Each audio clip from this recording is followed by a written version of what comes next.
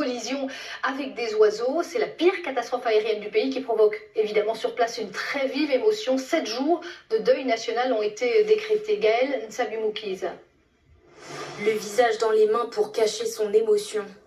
Les proches des passagers se recueillent devant ce mémorial sur lequel le nom de chaque victime est inscrit. Ils y déposent des fleurs, allument des bougies et de l'encens. Les familles sont sous le choc. J'aurais aimé que ce soit une fausse nouvelle.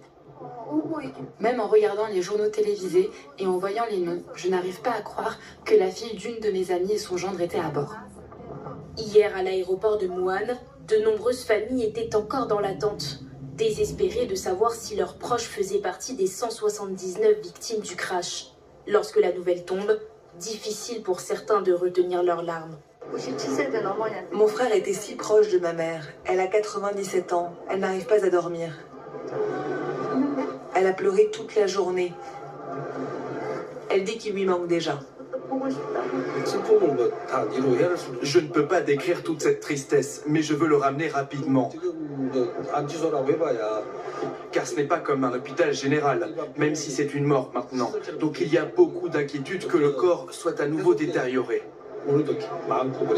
Émotion partagée par un pays tout entier, comme hier dans les rues de Séoul. Je me sens désolée pour les personnes qui ont péri dans l'accident en revenant d'un voyage. Je viens moi-même de rentrer en Corée, forcément je me sens concernée par ce qui se passe.